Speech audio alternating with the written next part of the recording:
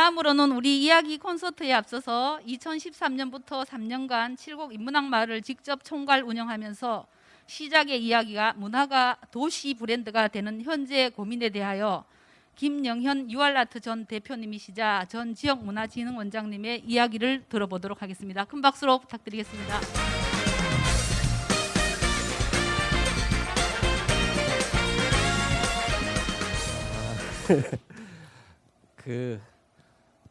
정말 오랜만에 성과 공예를 봤어요.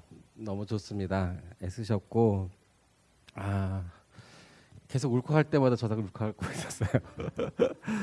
근데 저는 칠곡 인문학 마을이 내년부터 평생학습관이 아니라 문화도시과로 넘어간다는 얘기 듣고 이게 단계를 밟아서 진화하고 있다는 느낌이 들었습니다. 처음 우리가 칠곡 인문학 마을 시작하기 전에 평생학습관에서 꽤 오랫동안 평생학습이라는 것들을 통해서 지역 사람들의 인문적 활동들을 많이 경험했습니다. 그럴 때 썼었던 인문 같은 경우에는 사람 인자에 그럴 문자를 써서 학습의 시간들이지 않았을까 이런 생각이 들었습니다. 굉장히 다양한 학습의 시간들을 통해서 토대가 갖춰지고 난 다음에 칠곡 인문학 마을 같은 경우에는 문자를 그럴 문자가 아니라 문의 문자를 썼습니다. 사람의 문의들 이런 것들을 만들어가는 시간들이지 않았을까라고 생각이 듭니다. 그래서 배움의 시간에서 사람의 문의를 만들어가는 시간들을 삶의 학교란 개념으로 만들어 왔었죠. 이 로고를 만들 때 칠곡 인문학마을 할 때 3이라는 것들이 글자를 해체하면 사람이 되는 거였거든요. 그래서 사람을 추약하면 삶이 되는 건데 결국은 사람의 문의를 만들어가는 시간들 그런 것들이 단순히 그냥 그 사람들 안에서의 삶만 바라보는 것들이 아니라 그 안에서 다양한 삶의 관계들을 같이 보는 시간들이지 않았을까라고 생각이 들었습니다. 그런데 우리가 자기 삶의 모습들이 드러나지 않으면 어떤 문의가 있는지 모르는 것들이었다고 생각했습니다. 그래서 마을 곳곳에 들어가 있는 사람들의 삶의 문의들, 삶의 향기들을 찾아가는 시간들이지 않았을까라는 생각이 들었고 그 시간 동안에 그 단절돼 있거나 알지 못했던 다양한 가치들이 사람의 흔적들이 사람의 시간들이 등장하기 시작했습니다. 그 사람의 흔적들이 다 모여서 칠곡 인문학 마을을 만들었던 시간들이지 않았을까라고 생각합니다. 그 시간 동안에 꽤 오랜 시간 지역이라고 하는 큰 틀에서 다시 마을이라는 개념으로 마을에서 다시 개인으로 이렇게 쭉 들여다보면 어떤 일들이 일어났을까를 좀 생각해 봤었습니다. 우리 그 초기에 신현우 회장님은 굉장히 학식도 높고 아는 것도 많으신데 뭐 하나만 물어볼게요. 그 우주라는 것들을 한자로 어떻게 씁니까? 그렇죠. 지부 집주라고 합니다. 우주가 집입니다. 우주가 따져보면. 근데 우리가 우주는 굉장히 큰 광활하고 굉장히 넓은 것이고 손에 안 닿는 거라고만 생각하지만 따져보면 그 집 두 개를 우주라고 하는 거죠. 그게 결국은 마을이 되는 과정이지 않을까라고 생각됩니다. 결국은 우리는 손에 잡히지 않는 우주를 꿈꾸는 게 아니라 우리가 살고 있는 곳이 우주이다라고 생각이 들면 집이라는 곳에서 집들이 모여있는 마을이라는 곳에서 더 큰 꿈을 꿀 수 있지 않았을까라는 생각이 듭니다. 그래서 저는 우주를 꿈꾸고 있었던 칠곡 인문학 마을이 이제는 정부에서 하고 있는 문화도시로 전환되는 과정이 있는데 그동안 지역 주민들이 어떻게 움직여왔고 어떻게 활동했고 그러면서 스스로가 생각하고 스스로 고민하고 스스로가 어떤 방향성을 찾아나가는 시간들이 인문학 마을 사업을 통해서 만들어지지 않았을까라는 생각이 드는데 이제 이런 것들이 지역 스스로의 힘으로 지역 주민들의 힘으로 만들어가는 주민 자치력들이 굉장히 강화되고 있다는 생각이 듭니다. 문화도시가 정책으로 만들어내긴 했지만 결국은 지역 문화 생태계를 어떻게 만들 것인가에 대한 문제를 가장 중요하게 생각하고 있습니다.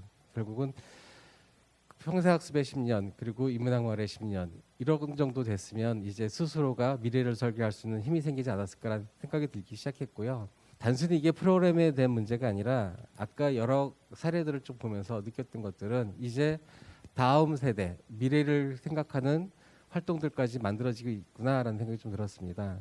따져보면 코로나도 얘기하셨고 기후 환경에 대한 얘기도 하셨고 여러 가지 얘기했었지만 이미 10년 전쯤에 칠곡 인문학 마을을 할 때 적정 기술이라는 것부터 시작해서 굉장히 다양한 미래의 대응 전략들을 삶으로부터 만들어가자는 얘기를 많이 했었습니다. 그리고 칠곡 인문학 마을 처음 시작할 때 아마 여러분들이 기억하실 거예요. 오늘 다 같이 인사 나누는 것부터 시작해서 우리가 누구도 배제하지 않고 같이 가겠다는 얘기를 하면서 호명하기 시작했던 작업들이 있었고요. 그때 굉장히 힘들었지만 한 100명이 모이더라도 100명에게 일회용 컵을 주지 않았습니다.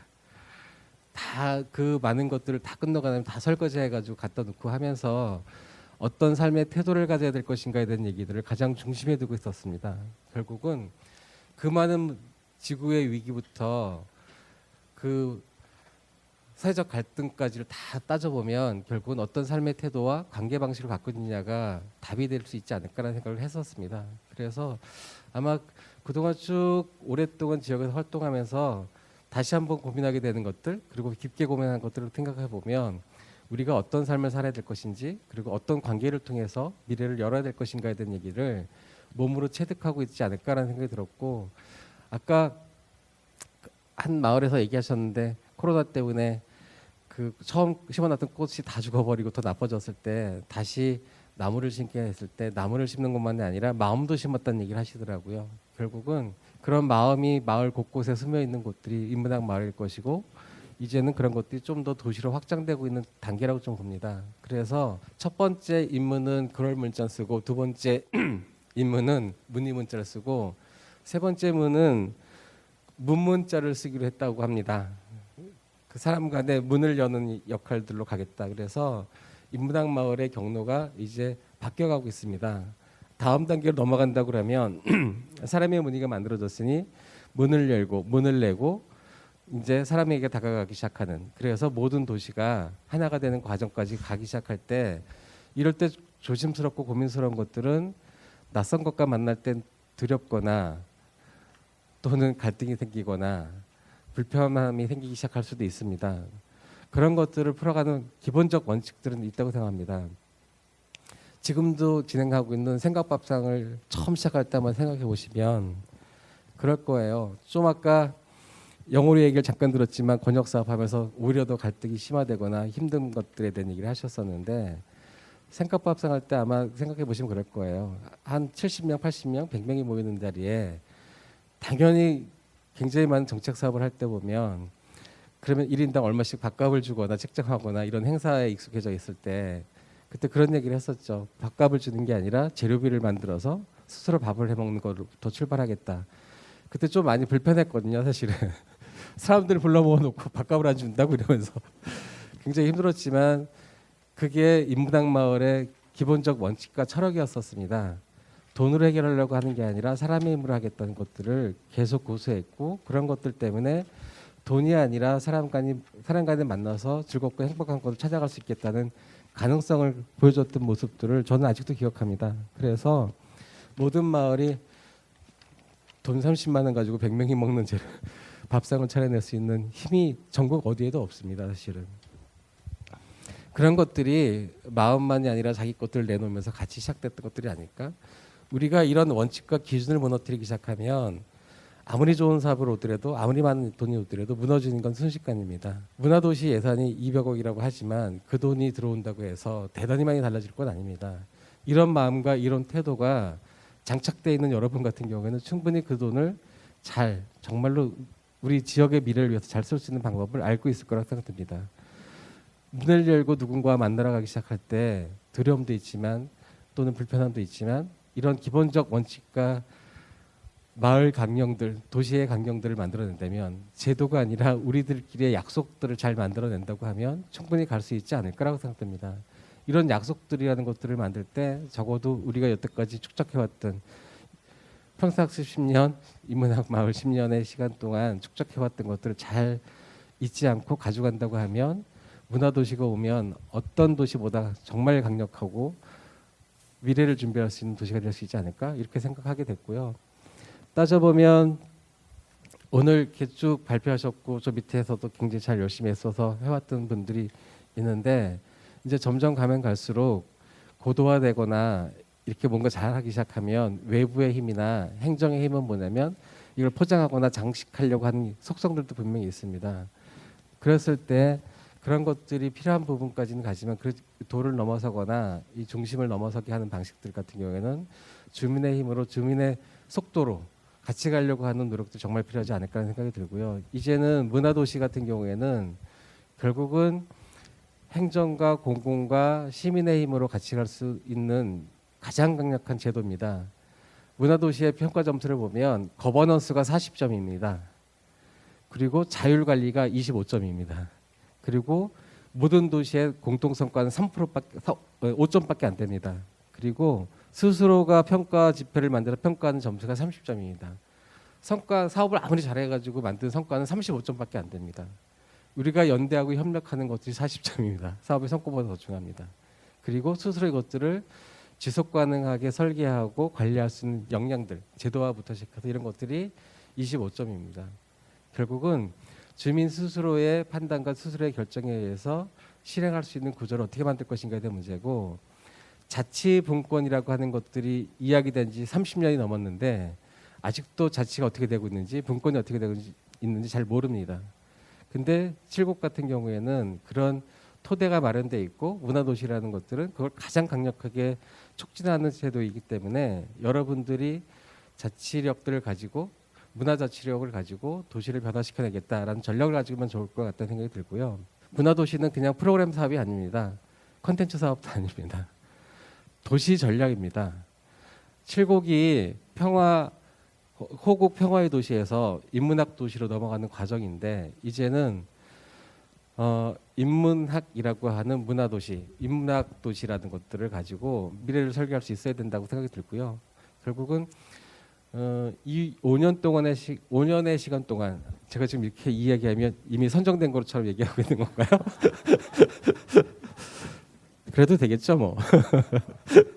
그래서 그렇게 되고 나면 갈 수 있는 굉장히 많은 경로들이 있는데 이 경로에서 어찌 보면 문화도시는 직접 민주주의의 그 전형처럼 만들어갈 수도 있겠다는 생각이 들고요. 지금 칠곡 같은 경우에는 2,000명이 넘는 사람들이 등장해서 같이 활동하고 있다는 얘기를 들었습니다. 그리고 좀 아까 이야기했던 것처럼 그럴 문자에서 문의 문자에서 문 문자로 넘어가는 단계에 대한 설계들까지를 하고 있습니다. 그래서 저는 충분히 이제는 미래로 가는 문을 여는 시대 그리고 칠곡은 그거에 가장 앞에서 문을 열어가지 않을까라는 기대를 하고 있고요. 오늘 발표하신 분들과 발표하지 않으셨던 많은 분들을 쭉 보면서 그리고 여기 등장했던 분과 등장하지 못했던 굉장히 많은 분들을 보면서 이런 미래에 대한 전략과 설계들을 같이 공유하고 만들어간다고 하면 인문학 도시는 문화도시 안에 스며드는 것들이 아니라 문화도시가 곧 인문학 마을이다라는 개념으로 갈 수도 있지 않을까 하는 생각이 듭니다. 결국은 아까 이야기했던 집이 우주인 것처럼 집이라는 우주 안에 살고 있는 사람이 우주인 것처럼 그렇게 살아가기를 기대하면서 여러분들의 활동들을 지속적으로 응원하고 지지하도록 하겠습니다. 네, 고맙습니다. 네, 오늘 좋은 말씀 너무 감사합니다. 우리 원장님께 다시 한번 큰 박수 부탁드리겠습니다.